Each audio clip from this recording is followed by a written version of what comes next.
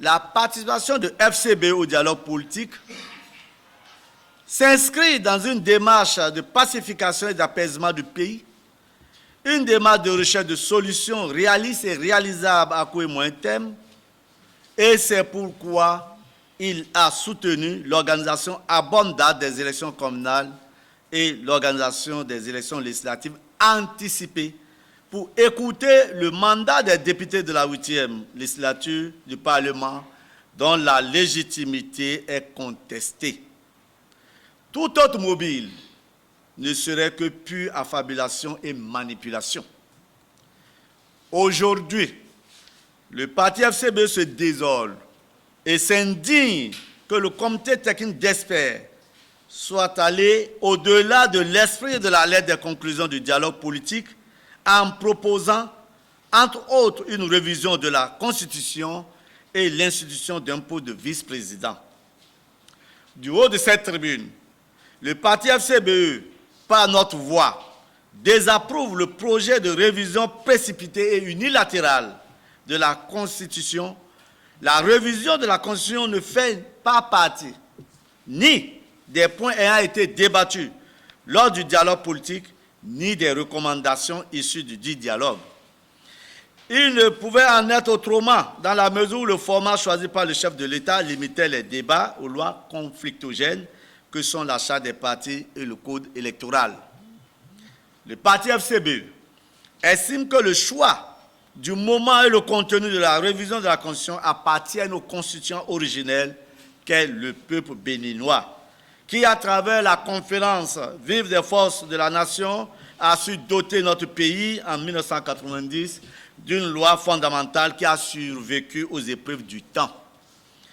Pour le parti FCBE, la priorité aujourd'hui, c'est l'apaisement et la pacification du climat politique à travers la libération des prisonniers politiques, le retour des exilés et l'organisation des élections générales anticipées au nom du consensus national.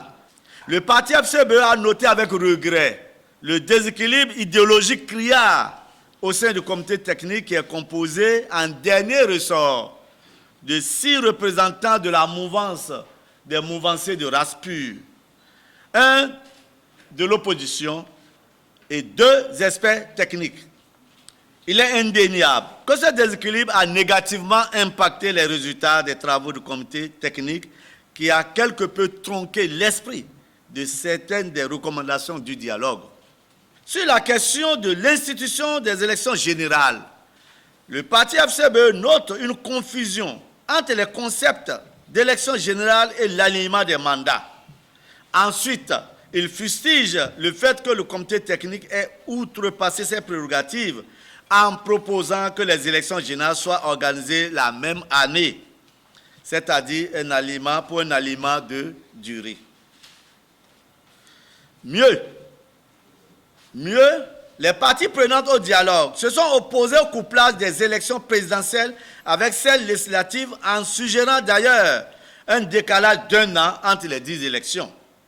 Plus précisément, le consensus s'est fait sur l'organisation des élections générales anticipées en 2020 ou en 2021. Par ailleurs, le parti FCBE tient à marteler qu'un consensus a été trouvé sur la nécessité d'avoir au préalable une assemblée nationale plurielle où toutes les sensibilités politiques seront représentées avant toute révision constitutionnelle. Il est alors inexplicable que le comité soit allé au-delà des conclusions du dialogue en proposant une révision à l'étape actuelle des choses.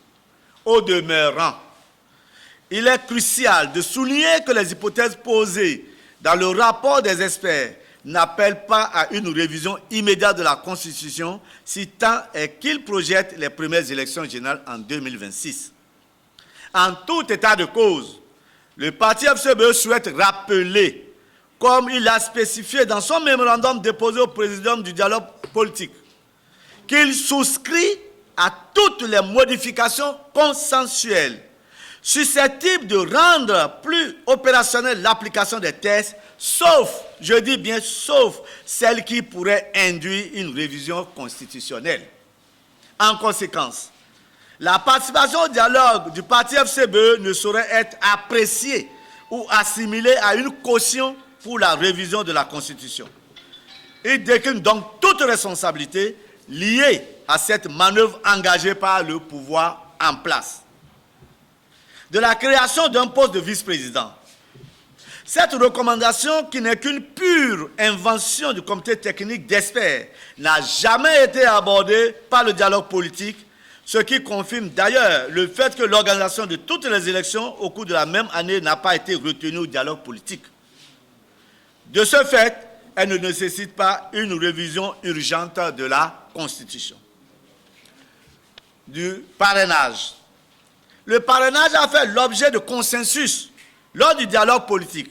Cependant, les participations ont, à l'unanimité, souhaité qu'il soit limité aux élus communaux, comme c'est le cas dans les autres pays comme la France, avec comme implication la réduction substantielle du montant de la caution pour les élections législatives et présidentielles. Du financement public des partis politiques. L'article 9 de la proposition de loi est contraire au consensus obtenu lors du dialogue. En effet, cet article dispose que le montant total annuel du financement public aux partis politiques est réparti entre les partis éligibles au prorata des députés élus sur cette liste. En disposant ainsi, cet article exclut tous les partis politiques de l'opposition. Le consensus à ce niveau était que le montant total annuel de ce financement public aux partis politiques soit réparti entre les partis éligibles au prorata du nombre de conseillers élus sur leur liste. De l'équité de la représentativité territoriale. Les délégués du dialogue politique n'ont pas convenu de l'introduction dans l'arsenal juridique du Bénin d'une discrimination positive pour une meilleure représentation des femmes dans les instances de décision.